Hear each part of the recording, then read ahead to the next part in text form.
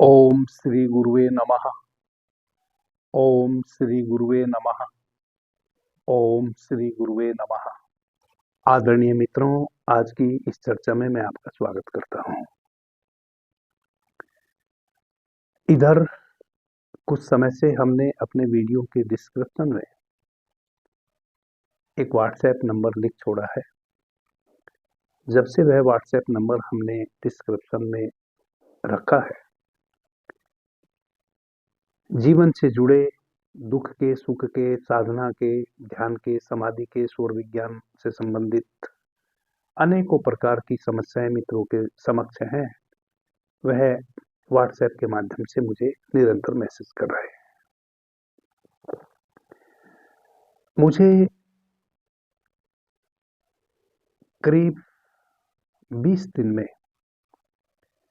10,000 से अधिक मैसेज आ चुके हैं।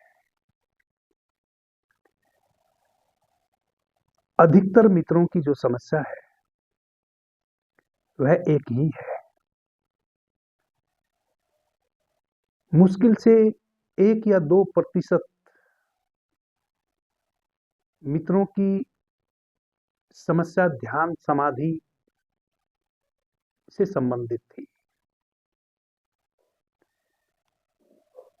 98% मित्रों की जो समस्या थी वह व्यावहारिक थी। व्यावहारिक यानी कि इस भौतिक जगत में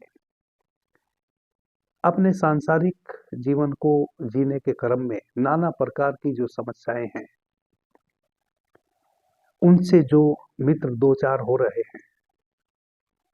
98% जो मैसेज हैं वह उन समस्याओं से छुटकारा कैसे मिले उससे संबंधित है। आदरणीय मित्रों, जीवन में किसी भी प्रकार के दुख हो, क्लेश हो, उसके पीछे अनेकों कारण होते हैं, एक कारण नहीं होता है। कई बार बहुत मेहनत करने वाला इंसान नाना प्रकार की समस्याओं से घिरा रहता है, और कई बार इस समाज में यह भी देखा गया है कि कोई व्यक्ति कुछ भी नहीं कर रहा है, शांत है, और उसके पास किसी भी प्रकार की सांसारिक संसाधनों की कोई कमी नहीं है।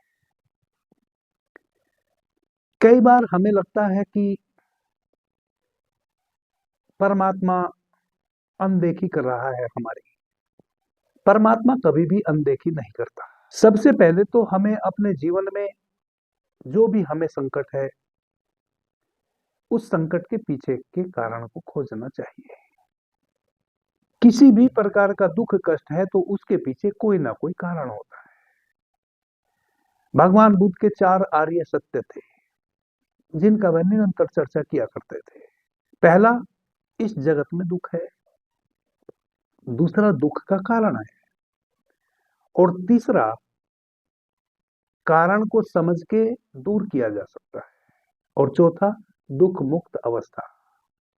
जब हम कारण को खोज लेते हैं तब हमारे जीवन से दुख विदा हो जाता है, और जब दुख विदा हो जाता है उसके पश्चात जो हमारी अवस्था होती है वह है दुख मुक्त अवस्था। भगवान बुद्ध बड़ी सूक्ष्मता से चीजों को लेते थे। उन्होंने उसके पीछे दुख के अभाव में सुख को नहीं जोड़ा, क्योंकि हो सकता है फिर भी कोई सुखी ना हो, क्योंकि सुख की भी परिभाषाएं अनेकों हैं। आपको किन चीजों में सुख मिलता है, प्रत्येक व्यक्ति की अपनी परिभाषा है। आप किन चीजों में आनंद लेते हैं, किन चीजों में नहीं लेते हैं, वह आपके स्वभाव पर निर्भर करता है। जो चीज मेरे लिए शुभ है, हो सकता है वही चीज आपके लिए अशुभ हो, आप ऐसा समझते हैं। तो सर्वप्रथम तो जितने भी हमारे जीवन में कष्ट हैं, दुख हैं, हमें उनके कारणों को समझना चाहिए। और चूंकि दुख हमें है तो कारण भी हमें ही खोजना है। कोई दूसरा हमारे दुख का कारण खोज के हमें नहीं दे सकता। दूसरा केवल यदि आप अपने दुख बताएंगे उसमें आपको सहयोग कर सकता है। और सच बात तो यह है कि इस जगत में जितने भी हमारे दुख के कारण हैं, हमारे जीवन में जो भी कष्ट है, लगभग लगभग 90% कष्ट आप स्वयं भी अपने घर में बैठ के शांति से अपने दुखों का अन्वेषण करें, या आप किसी को बताने लगे अपने दुख, आप दूसरे को जिम्मेवार बताएंगे अपने दुख के पीछे। और मजे की बात यह है कि आपके 90% दुख के पीछे दूसरा जिम्मेवार है, ऐसा आप समझते हैं, और आप अपने 90% दुख दूसरों से ही दूर करवाना भी चाहते हैं। यह बड़े मजे की बात है। हमारा जो यह शरीर है, यह 5 तत्वों से निर्मित है। पृथ्वी, जल, अग्नि, वायु और आकाश। यह पूरा ब्रह्मांड भी 5 तत्वों से निर्मित है। पृथ्वी, जल, अग्नि, वायु और आकाश। यह जो सृष्टि है, यह 5 तत्वों से निर्मित है। सर्वप्रथम आकाश तत्व की उत्पत्ति होती है एक चेतन तत्व के द्वारा। उसके पश्चात वायु तत्व की उत्पत्ति होती है। उसके पश्चात अग्नि तत्व की उत्पत्ति होती है। अग्नि से जल की उत्पत्ति होती है और जल से पृथ्वी तत्व की उत्पत्ति होती है। यह 5 तत्व उस एक चेतन तत्व की अभिव्यक्ति है। कभी वह जल के रूप में अभिव्यक्त होता है, कभी वह पृथ्वी के रूप में अभिव्यक्त होता है, कभी वह अग्नि के रूप में अभिव्यक्त होता है, कभी वह आकाश के रूप में अभिव्यक्त होता है, और वह वायु के रूप में भी अभिव्यक्त होता है। यह पांचों तत्व केवल उस चेतन तत्व की अभिव्यक्तियां हैं। वह 5 प्रकार से स्वयं को अभिव्यक्त करता है, और जब यह पांचों तत्व इकट्ठा होते हैं, सृष्टि का निर्माण हो जाता है। उस सृष्टि का एक हिस्सा यह मनुष्य भी है। इसका मतलब यह हुआ कि यह पूरी सृष्टि और यह मनुष्य दो नहीं, एक है। अब वह जो चेतन तत्व है, वह 5 तत्वों से तो अभिव्यक्त होता ही है। इस सृष्टि में जितने भी जीव हैं, वनस्पति हैं, नक्षत्र हैं, पेड़ हैं, पौधे हैं, पहाड़ हैं, इनके माध्यम से भी वही अभिव्यक्त हो रहा है निरंतर। इसका अभिप्राय यह हुआ कि मनुष्य के माध्यम से भी वह एक चेतन तत्व, एक निराकार चेतन तत्व ही अभिव्यक्त हो रहा है। अब यदि मनुष्य के जीवन में किसी प्रकार का दुख है, कष्ट है, तो वो कहां से आया? एक चेतन तत्व ने पृथ्वी, जल, अग्नि, वायु, आकाश 5 तत्वों के माध्यम से स्वयं को प्रकट किया, और इन 5 तत्वों ने मिलकर इस पूरी सृष्टि का निर्माण किया। और इस पूरी सृष्टि के निर्माण का एक हिस्सा मनुष्य है, और वही चेतन तत्व मनुष्य के भीतर उसके घट में बैठा है, यानी कि मनुष्य के माध्यम से वह अभिव्यक्त हो रहा है। जिस प्रकार से वह एक फूल के माध्यम से अपने को अभिव्यक्त करता है, एक कांटे के माध्यम से भी स्वयं को अभिव्यक्त करता है। अनेकों प्रकार के उसके हाथ हैं। वह कहीं समुद्र के रूप में अभिव्यक्त हो रहा है, कहीं पहाड़ के रूप में अभिव्यक्त हो रहा है, कहीं वह एक घास के छोटे से तिनके के माध्यम से अभिव्यक्त हो रहा है, कहीं वह एक लंबे ताड़ के वृक्ष के माध्यम से अभिव्यक्त हो रहा है। लेकिन अभिव्यक्त कौन हो रहा है? वह एक आत्म चेतन तत्व। तो मनुष्य के जीवन में जो दुख है, वह कहां से आया? जब सब कुछ उस आत्म चेतन तत्व के माध्यम से ही अभिव्यक्त हो रहा है, तो नाना प्रकार के जो हमारे जीवन में दुख है, कष्ट है, वह कहां से आए? उनकी उत्पत्ति कहां से हुई? क्योंकि उस आत्म चेतन तत्व ने दुख तो निर्मित नहीं किया। दुख निर्मित करना तो उसका स्वभाव नहीं है। यह जो पूरा ब्रह्मांड है, इस पूरे ब्रह्मांड में निरंतर प्रगति हो रही है, निरंतर बढ़ रहा है, फैल रहा है। ये पूरा ब्रह्मांड निरंतर फैल रहा है, निरंतर प्रगतिशील है। मनुष्य भी प्रगतिशील है। अभी मां के गर्भ में भ्रूण के रूप में आया, फिर 9 माह में शरीर परिपक्व हुआ, जन्म लिया, बुढ़ापे तक पका, निरंतर, कुछ घटा नहीं, बढ़ता चला गया। यह हड्डियां पकती चली गई। दिन इस शरीर को त्याग दिया, यह शरीर पांचों तत्वों में स्वयं को विलीन कर लिया और वह आत्म चेतन तत्व फिर इस ब्रह्मांड में विलीन हो गया, फिर विस्तार हो गया। वह जो कण रूप में हमारे घट में व्याप्त था, अब वह फिर पूरे ब्रह्मांड में एकाकार हो गया, फिर बढ़ गया, फिर फैल गया। अस्तित्व तो निरंतर फैल रहा है, पॉजिटिव वर्क हो रहा है, फिर यह दुख कहां से आया? आदरणीय मित्रों, प्रत्येक श्वास के माध्यम से जो हम प्राण भीतर ले रहे हैं, हमारे शरीर में 72,000 नाड़ियों के माध्यम से एक एक रोमे रोमे में फैला है। और वह क्या है? वह है अति सूक्ष्म विद्युत तरंगे। वह है हमारे शरीर की शक्ति। उस शक्ति के कारण ही हमारे शरीर में हलचल है। उस शरीर की शक्ति से मन निर्मित होता है। एक आत्म चेतन तत्व की शक्ति है यह शरीर, और यह शरीर निर्मित करता है मन को। जैसा कि पीछे भी मैंने अधिकांश चर्चाओं में कहा है कि मन स्वयं में कुछ भी नहीं है। मन है हमारे शरीर की समस्त इंद्रियों का जोड़। जो भी हमारे शरीर के खट्टे मीठे अच्छे बुरे अनुभव है, उनसे विचार निर्मित होते हैं, उन विचारों को ही हम मन कहते हैं। तो शरीर की शक्ति से होता है मन निर्मित, और फिर यह मन हमारे जीवन में दुख और सुख का कारण बनता है। दुख कहां से आएगा? दुख को निर्मित करता है हमारा मन, और चूंकि हमारे शरीर की शक्ति से मन निर्मित होता है, इसलिए वह भी बहुत शक्तिशाली बन जाता है। इस अपने मन की शक्ति को यदि हम समझ लें, तो हमारे जीवन में किसी भी प्रकार का दुख प्रवेश नहीं कर पाएगा। आदरणीय मित्रों, यूरोप में एक व्यक्ति हुआ है मैसिव। वह बड़ा चमत्कारिक व्यक्ति था। वह सामने वाले को जो दिखाना चाहता था, सामने वाला वही देखता था। हिटलर भी उससे बहुत प्रभावित हुआ कि एक व्यक्ति ने कहा कि भाई, मैं मानूं कि तुम्हारे पास वैसी क्षमता है कि तुम जो सामने वाले को दिखाना चाहते हो वह वही देख लेगा। यदि आपके मन की इतनी शक्ति आपके पास है, तो मैं तब मानूं जब आप बैंक से मुझे 10,000 रुपए विड्रॉ करके दे दें, जिस बैंक में आपका खाता भी ना हो, अकाउंट भी ना हो। उसने कहा कि ये तो बड़ा आसान है मेरे लिए, कोई बात नहीं,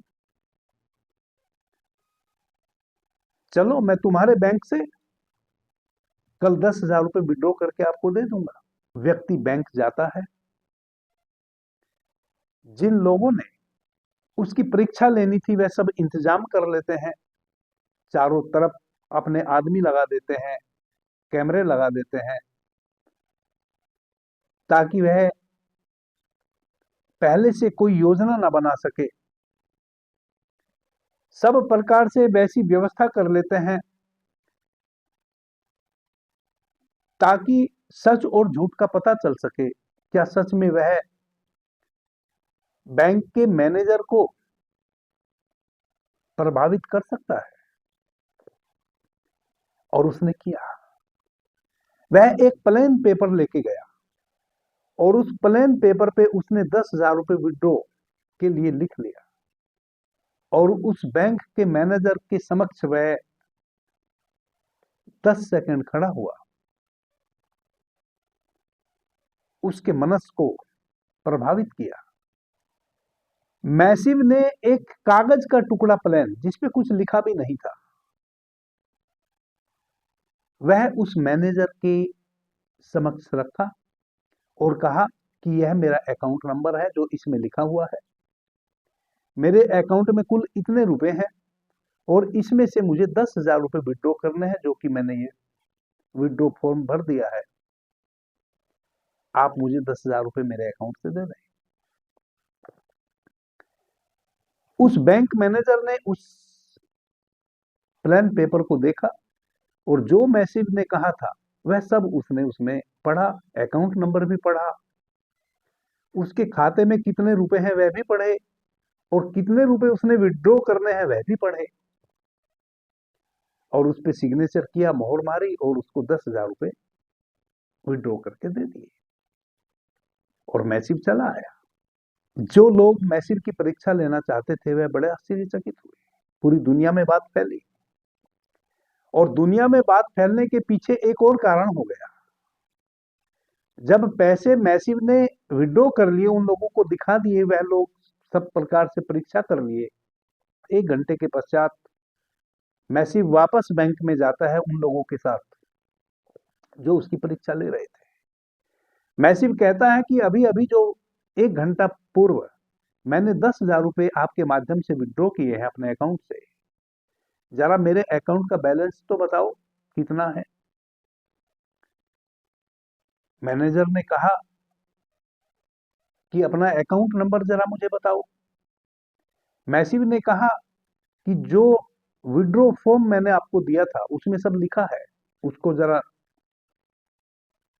अपनी दराज से उसको निकालो, पढ़ो।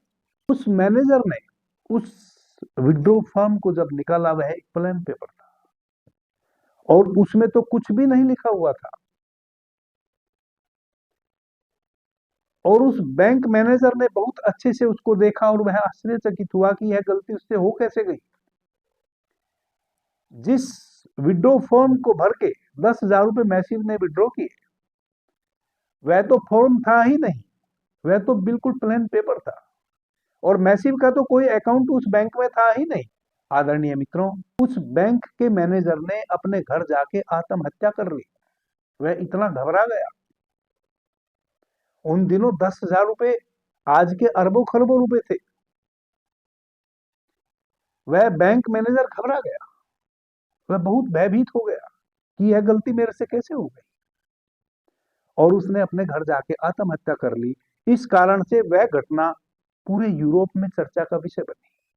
तो हिटलर तक बात पहुंची। हिटलर ने देखा कि भाई ऐसे चमत्कारिक व्यक्ति से मैं भी मिलना चाहूंगा, और हिटलर ने उसको बुलाया, उससे मिला, बड़ा प्रभावित हुआ। एक परीक्षा मैं भी आपकी करना चाहता हूं। मैसिव ने कहा कि बोलो, आप आदेश करो। हिटलर ने कहा कि आप बिना अनुमति के कल 1 बजे यदि मेरे से मिलने चले आते हैं, 1 PM, दोपहर में 1 बजे, बिना मेरी अनुमति के, बिना किसी कार्ड के, बिना किसी निमंत्रण पत्र के, यदि आप मेरे से मिलने में, मेरे कक्ष तक पहुंचने में कामयाब हो जाएं, तो मैं मान जाऊंगा कि आप एक चमत्कारिक व्यक्ति हैं। मैसिव ने कहा कि ठीक है, कल 1 बजे दोपहर में मैं आपके इसी चैम्बर में, आपकी बिना अनुमति के, आपकी सारी सिक्योरिटी को धक्का बताते हुए आप तक पहुंचूंगा।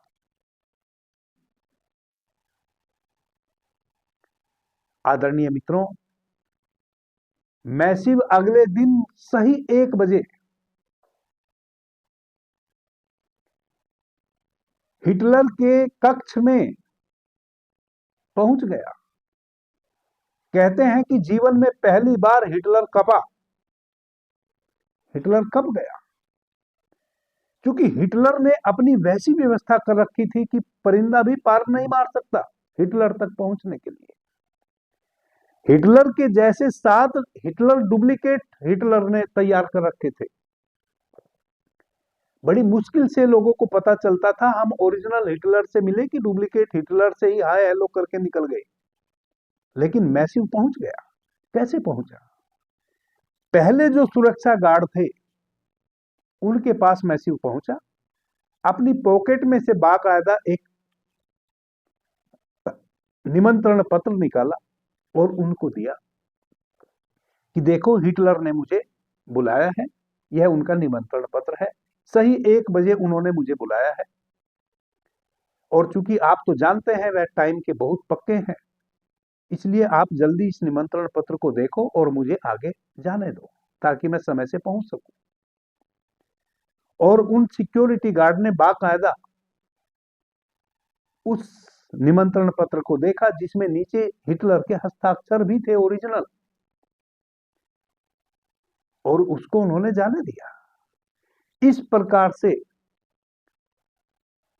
7 सिक्योरिटी की व्यवस्थाएं थी हिटलर तक पहुंचने के लिए, और वह 7 सिक्योरिटी की सीमाओं को पार कर गया। एक ही निमंत्रण पत्र, जिस द्वार पे जावे अपनी पॉकेट में से उस निमंत्रण पत्र को निकाले और उस सिक्योरिटी के कप्तान को वह दिखाए, वह उसको पढ़े और कहे कि ठीक है आप जा सकते हैं। ओरिजिनल सिग्नेचर है हिटलर के। किसी सिक्योरिटी वाले की इतनी क्षमता नहीं है कि हिटलर ने किसी को आमंत्रित किया हो, उसके अपने हस्ताक्षर भी हो और समय भी फिक्स हो, और वह 1 मिनट का भी उसमें देरी करे। 1 सेकंड में फांसी लगवा सकता है हिटलर, इसलिए उसको जाने दिया। चारों तरफ हिटलर ने कैमरे लगवा रखे थे, वह किस प्रकार से उस तक पहुंचता है यह सब उसको पता चलता रहे, और वह पहुंच गया। और जब मैसिव हिटलर के कक्ष में पहुंचा, कहते हैं कि हिटलर भी कप गया। इतना खतरनाक आदमी जिसने हजारों लोगों को बेवजह कत्ल करा दिया हो, ऐसी चेतना का व्यक्ति, इतना कठोर, वह भी कप गया। उसने पूछा कि यह सब तुमने किया कैसे? हिटलर को लगा कि ऐसा व्यक्ति भी इस पृथ्वी पे है जो मेरी सारी सिक्योरिटी को धक्का बता के मेरे तक पहुंच गया। तब हिटलर ने पूछा कि तुमने यह सब किया कैसे? उसने बोला कि ये आपका दिया हुआ मेरे पास निमंत्रण पत्र है। आदरणीय मित्रों, जब हिटलर को वह निमंत्रण पत्र उसने दिया, हिटलर भी घबरा गया अपने ओरिजिनल हस्ताक्षर देखकर। हिटलर ने कहा कि ये मैंने तुम्हें कब दिया? बोले जिस दिन मैं आपसे मिलने आया था उस दिन आपने मुझे दिया। बोला सच बताओ। मैंने तो, जहां तक मुझे ज्ञात है, मैंने आपको कोई भी लिखित दस्तावेज नहीं दिया। बोला लेकिन मैं तो इसी आपके द्वारा लिखित दस्तावेज से आप तक पहुंचा, आप ही का लिखा निमंत्रण पत्र, आप ही के हस्ताक्षर। तब मैसिव ने कहा कि कोई बात नहीं, लाओ ये मुझे दो। और मैसिव ने उसको अपने हाथ में लिया, अपनी पॉकेट में रखा और वापस पॉकेट से निकाल के फिर हिटलर को दिया कि ये लो। हिटलर ने देखा वह तो बिल्कुल प्लेन पेपर है, उस पर तो कुछ भी नहीं लिखा हुआ है। हिटलर ने कहा कि ये कैसे किया तूने? तूने अभी जिस पेपर को मुझे दिया उस पे बाकायदा मेरे सिग्नेचर भी थे और अब नहीं है। मैसिव ने कहा यह है मेरे मन की शक्ति। आदरणीय मित्रों, जो सूत्र मैं आपको बताने जा रहा हूं, यूं तो मैं 5 मिनट में उस सूत्र को आपको बता सकता था। इतनी सारी भूमिका बनाने के पीछे का कारण यह है ताकि आपको यह भी पता चले कि हमारा मन क्या है, प्राण क्या है, आत्मा क्या है, और कैसे यह सब एक दूसरे से संयुक्त है। जब तक आप उस मैकेनिज्म को नहीं समझेंगे, कहां से शक्ति आई, कहां से मन आया, कहां से आत्मा आई, तब तक आप फिर वंचित रह जाएंगे उस अभ्यास से जो मैं बताने वाला हूं।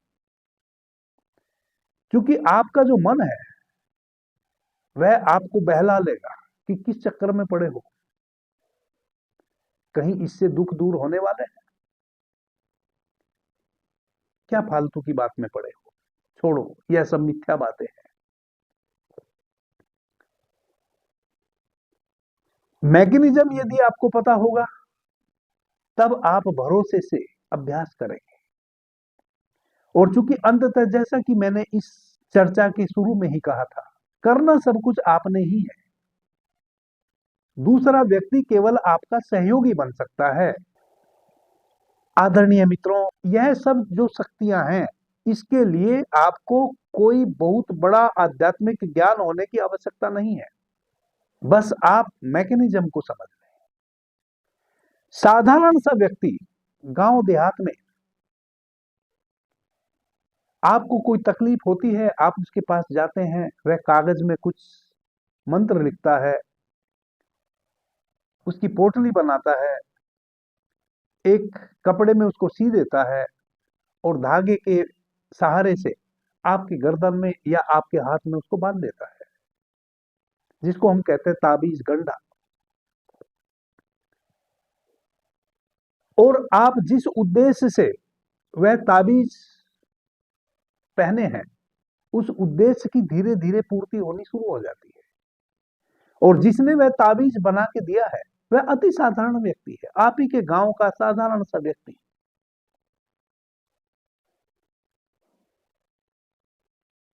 उसने किसी माध्यम से अपने मन की शक्ति को समझना शुरू कर दिया है।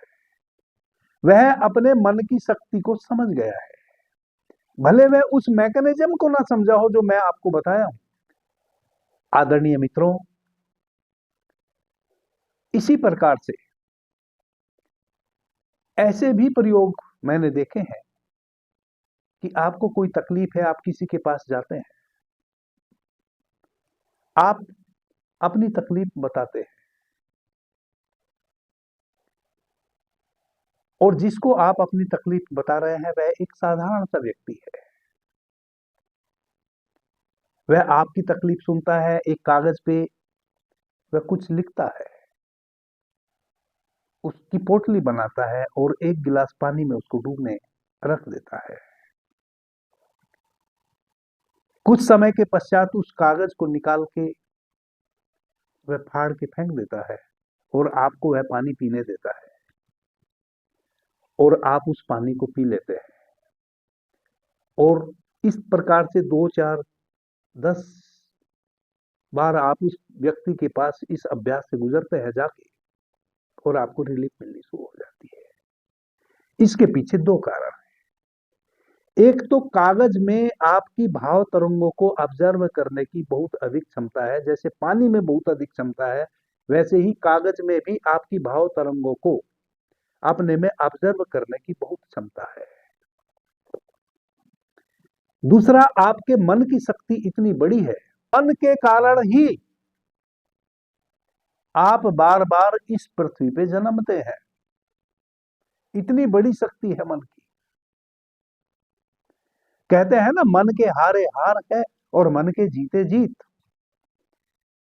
कभी कभी आप ऐसे दबाव में आ जाते हैं, आपका मन हार जाता है, फिर आप हारते बाद में हैं। आज आपका मन पहले हार गया, 100% अब आप हारेंगे। तो यह मन की शक्ति बहुत बड़ी शक्ति है। आप मन के शक्ति के कारण ही अपने जीवन में अधिकांश दुख पाते हैं। आप इनवाइट करते रहते हैं अनजाने में दुखों को। कई बार आप बैठे बैठे सोचते रहते हैं, ऐसा हो गया तो वैसा हो जाएगा, वैसा हो जाएगा तो वैसा हो जाएगा, कहीं मैं मर तो नहीं जाऊंगा, कहीं मैं बीमार तो नहीं पड़ जाऊंगा, कहीं मुझे ठंड तो नहीं लग जाएगी, हाँ, कहीं मुझे लू तो नहीं लग जाएगी, इस नदी को पार करूंगा तो मैं डूब तो नहीं जाऊंगा। इस तरह के विचार कई बार आपको डुबाने का कार्य कर देते हैं। मन ने मान लिया कि कहीं डूब तो नहीं जाऊंगा, और डूब जाते हैं। और मजे की बात यह है कि डूबने योग्य पानी में तो सभी डूब सकते हैं, आप घुटने घुटने पानी में डूब जाते हैं। आपके मन ने मान लिया, आप भयभीत है, नदी पार कर रहे हैं, घुटने घुटने जल है, नदी के बहाव में आपको लगेगा कि कहीं मैं गिर तो नहीं जाऊंगा इस बहाव में, और आप गिर जाएंगे और फिर आप उठ नहीं पाएंगे। वह घुटने घुटने पानी ही आपको डुबा के ले जाएगा। यह आपके मन के कारण होता है और यह कई बार अनजाने में होता है। इसलिए प्रत्येक व्यक्ति को साधना करनी चाहिए। साधना का मतलब केवल परमात्मा को पाना ही नहीं होता। साधना का मतलब है जागे हुए होना, जागना, मन की इन चालाकियों को समझना। तो जिस प्रकार से अनजाने में आप अनावश्यक सोच के कारण कई बार डूब जाते हैं नदी में, यानी कि अनेकों प्रकार के दुख अपने जीवन में व्याप्त कर लेते हैं, वैसे ही आप यदि जान के अपने मन की शक्ति का उपयोग करें किसी भले के लिए, तो भला भी हो सकता है, होता है। मैसिव ने किया है। प्रतिदिन आपके गांव में झाड़ फूक करने वाला एक साधारण सा भगत जी यह रोज करता है। वह आपको नमक से झाड़ देता है। कई बार गंभीर से गंभीर बीमारी से आप मुक्त हो जाते हैं। आदरणीय मित्रों, मन की शक्ति से जब हमें कोई कार्य करना हो, सबसे पहले हम क्या करें? सबसे पहले हम जो हमारी श्वासों का रिदम है, जिसके कारण हम मानसिक तल पे बहुत स्ट्रांग होते हैं, उस स्वर को सक्रिय करें। मैसिव के विषय में यह कहानियां तो प्रचलित है कि वह ऐसे ऐसे घटनाओं को अंजाम दे देता था कि लोग आश्चर्यचकित होते थे, लेकिन उसके पीछे का कारण लोग नहीं बताते हैं। मैसिव जाने अनजाने अपनी श्वासों पे केंद्रित हो गया था। मैसिव को अपनी श्वासों के रिदम का पता चल गया था। कब मेरी श्वास किस रिदम में बहती है, तो उस समय मैं किस तल पे कितना स्ट्रांग होता हूं। आदरणीय मित्रों, जब आपका चंद्र स्वर चल रहा होता है, उस समय आप मन के तल पे बहुत स्ट्रांग होते हैं। जिस समय आपका सूर्य स्वर चल रहा होता है, उस समय आप प्राण के तल पे बहुत स्ट्रांग होते हैं। यह मैं स्वर विज्ञान से संबंधित जो हमारी सीरीज पीछे चल रही थी, उसमें विस्तार से आपको बता के आया हूं। श्वासों को और अधिक सूक्ष्मता से बताने की प्रक्रिया से अब हम आगे गुजर रहे हैं। बाबा जी कहो एक हमारा चैनल है, उस पे हम स्वर विज्ञान को और भी अधिक सूक्ष्मता से और सरलता से शुरू कर चुके हैं। जिन मित्रों को अपने श्वासों की शक्ति को अच्छे से समझना है, वह उस चैनल पे स्वर विज्ञान का लाभ उठा सकता है। आदरणीय मित्रों, अपने ध्यान के कक्ष में बैठ जाएं। इस विधि से आप सुबह सूर्योदय से पहले पहले ही अभ्यास कर सकते हैं। सूर्योदय के पश्चात आप इस विधि का अभ्यास करेंगे, आपको कभी भी फलित नहीं होगा। इस बात को आप ध्यान में रखें। आपको मन के तल पे ही स्ट्रांग होने की अनिवार्यता है इस विधि से गुजरने के लिए। सूर्योदय से पहले आप उठें, 1-2 घंटा पूर्व में ही उठ जाएं। अपने दैनिक कार्यों से निर्वृत्त हों, इसका मतलब छोटी बड़ी नेति से निर्वृत्त हों, स्नान इत्यादि कर लें। साफ स्वच्छ अपने कमरे में बैठ जाएं। जब आपको अभ्यास सध जाएगा, तब तो आप किसी भी समय उस अभ्यास को कर सकते हैं। फिर तो आप दफ्तर में हो वहां भी कर सकते हैं, आप किसी वाहन से, सार्वजनिक वाहन में यात्रा कर रहे हो तब भी आप कर सकते हैं। अभी अनिवार्यता है पहले आप इस मैकेनिज्म को समझें और साधें। उसके लिए आपको साधना करनी पड़ेगी और बहुत लंबी साधना की अनिवार्यता नहीं है। जैसा कि मैंने कहा कि अति साधारण से लोग भी इस कार्य को कर लेते हैं। इसमें बहुत आध्यात्मिक शक्ति की जरूरत नहीं है, इसमें केवल मानसिक शक्ति की जरूरत है।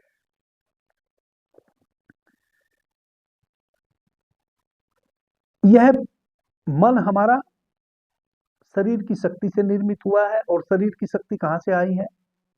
उस आत्म चेतना से। आदरणीय मित्रों, जो भी हम सोचते हैं, जो भी हम विचारते हैं, जो भी हम करते हैं, इस ब्रह्मांड में ही करते हैं। इस ब्रह्मांड से बाहर कुछ भी हम नहीं करते हैं। अच्छी घटनाएं हैं या बुरी घटनाएं हैं, सब इस ब्रह्मांड में ही घट रही हैं। अच्छा कुछ घट रहा हो या बुरा कुछ घट रहा हो, इस ब्रह्मांड से बाहर नहीं घट रहा है, इस ब्रह्मांड में ही घट रहा है। और हम इस ब्रह्मांड के हिस्से हैं। हमारे पास इस ब्रह्मांड से बाहर जाने का कोई उपाय नहीं है। इस अस्तित्व से बाहर जाने का कोई उपाय नहीं है। हम इस अस्तित्व में ही हैं।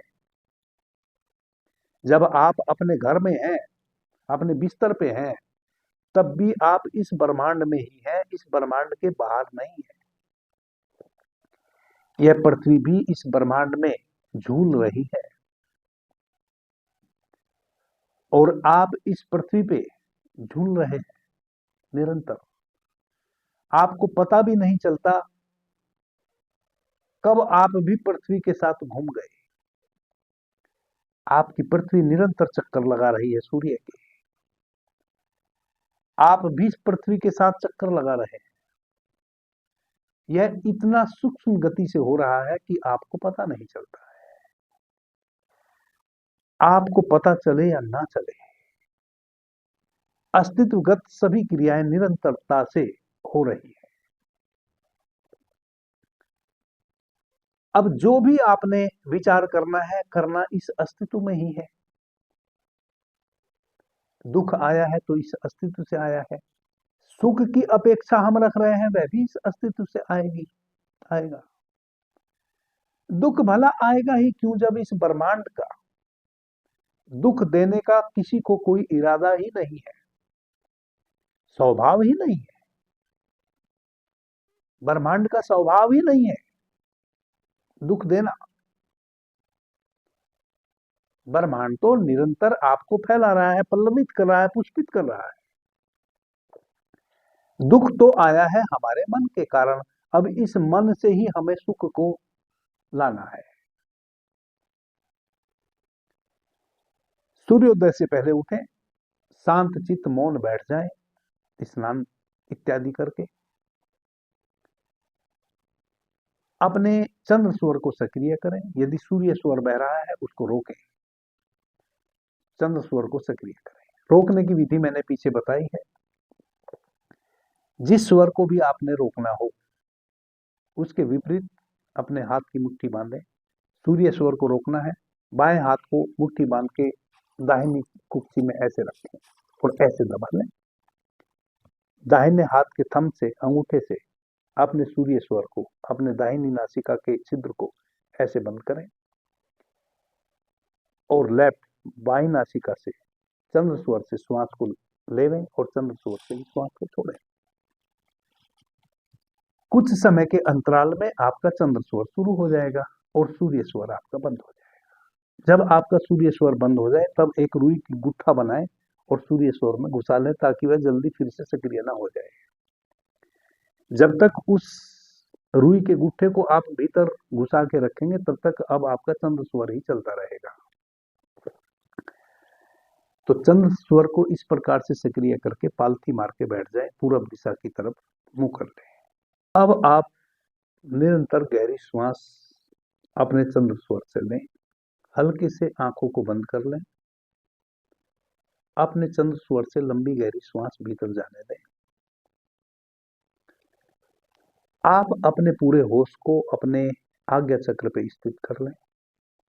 जब अपने होश को आज्ञा चक्र पे स्थित करें तब बिल्कुल भी आंखों पे दबाव ना दें, भीतर देखने की कोशिश ना करें। बस आंखों को बंद करें। एकदम अंधकार आ गया है। उस अंधकार में आप अपने मनस में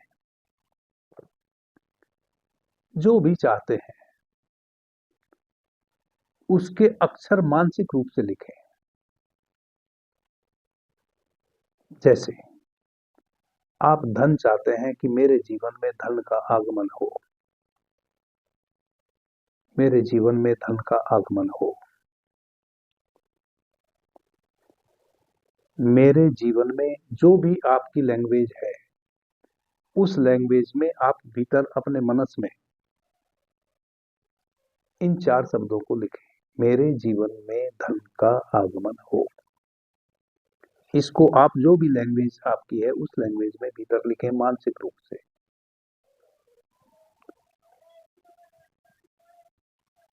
आपने मानसिक रूप से इसको लिखा,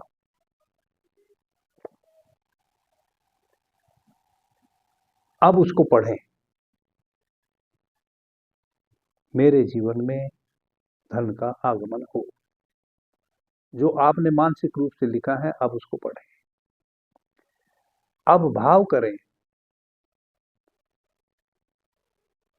कि जो मेरे भीतर मैंने लिखा था, जिसको मैंने पढ़ा है, अब उसको शब्द से एक प्लेन कागज ले लें और पेन से उस कागज पे इसको लिखें।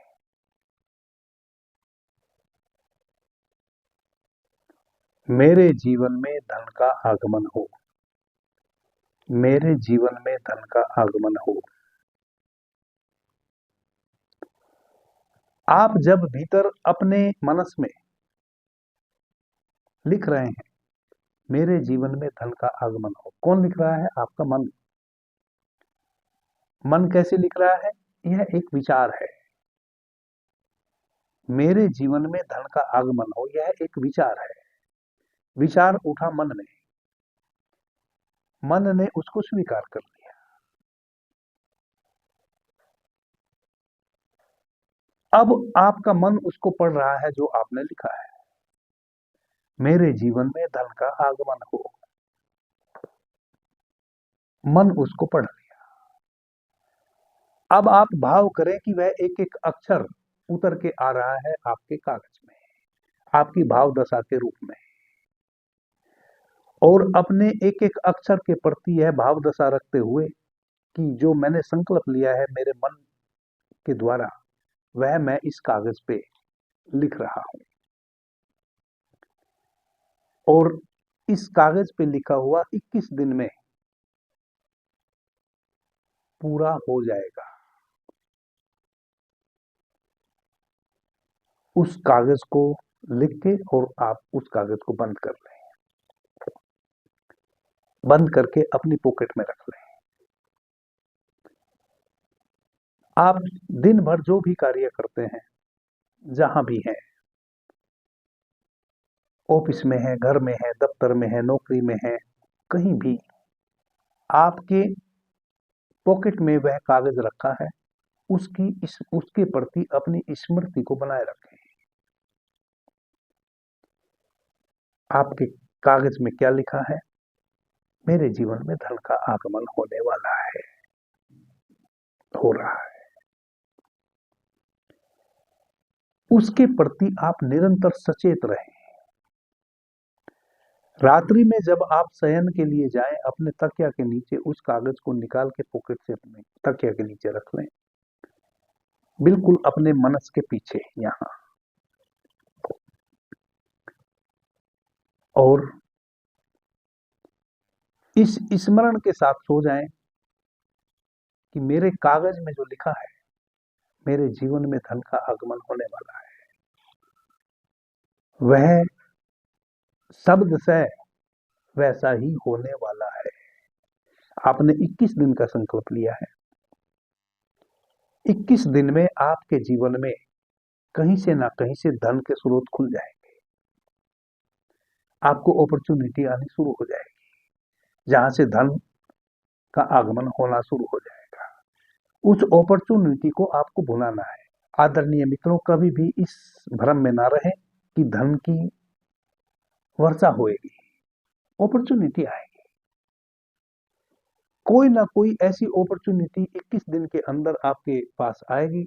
बस उसको समझना है, उस अपॉर्चुनिटी को भुलाना है। कहीं से अच्छी नौकरी का प्रपोजल आएगा, कहीं से अच्छे बिजनेस का प्रपोजल आएगा। आपकी अभी छोटी दुकान थी, उस दुकान को कुछ बड़ा करने का प्रपोजल आएगा। कुछ भी आपके जीवन में ऐसा घटेगा जहां से धन के स्रोत खुल जाएंगे। कम समय में आप धन का आगमन होना शुरू हो जाएगा। इस प्रकार से आप इस अपने मन की शक्ति का उपयोग करके अपने कागज में अपने उस भीतर लिखे हुए मानसिक रूप से जो आपने भीतर लिखा है उसको पढ़ा है, उस भाव के साथ कि मैं अपने मन की शक्ति के द्वारा जो भीतर लिखा हूं उसको अपने कागज में भाव के रूप में डाल रहा हूं, और मेरा यह कार्य 21 दिन में निश्चित पूरा होगा। जो भी आप चाहते हैं अपने जीवन में, वह सब इस प्रकार से आप अपने मनस पटल में स्वयं से लिखें, फिर उसको अपने कागज में उतारें इस विधि से। निश्चित रूप से यह पूरा ब्रह्मांड अपनी पूरी शक्ति लगा देगा आपके उस मन के संकल्प के पीछे, और वह कागज पे इसलिए लिखा है ताकि आपको उस कागज की स्मृति बनी रहे एनी टाइम। और चूंकि आपकी भाव दशा को कागज अपने में ऑब्जर्व कर लेता है, आपने जो भीतर मनस में अपने मन की शक्ति से लिखा और अब उसको कागज पे उकेरा, वह आपकी भाव तरंगों को भी वह कागज शोषित कर लिया स्वयं में, वह आपका एक मंत्र बन गया। आप क्षण भर के लिए भूल भी जाएंगे कि आपने क्या संकल्प लिया था, लेकिन वह कागज जो ऑब्जर्व कर लिया है आपकी भाव दशा को, और वह जो निरंतर आपकी पॉकेट में है, वह आपके चारों तरफ उस ऊर्जा को अपनी ओर आकर्षित करता रहेगा, करता रहेगा, करता रहेगा निरंतर 24 घंटे। वह आपकी ओर उस पॉजिटिव ऊर्जा को आकर्षित करता रहेगा, जिस पॉजिटिव ऊर्जा के आपके निकट आने से धन के स्रोत खुलेंगे, या जो भी आपके जीवन में आपने संकल्प लिया है वह स्रोत खुलेंगे। अपने जीवन में किसी भी प्रकार की उलझन में है जिससे संबंधित आप मेरे से चर्चा चाहते हैं, व्हाट्सएप पे आप पर्सन के माध्यम से मुझे सेंड करें। जब तक हम कहीं मिलने की स्थिति नहीं बना रहे हैं कि आप और मैं आमने सामने होवे, तब तक आप व्हाट्सएप के माध्यम से अपने पर्सन मुझे भेजें। मैं निश्चित रूप से, यदि अधिक मित्रों के एक जैसे पर्सन हुए, मैं उस पर चर्चा करूंगा। आपने मुझे ध्यान से प्रेम से सुना, उससे मैं बहुत अनुग्रहित हूँ। सभी मित्रों को मेरा प्रणाम, धन्यवाद। हर हर महादेव।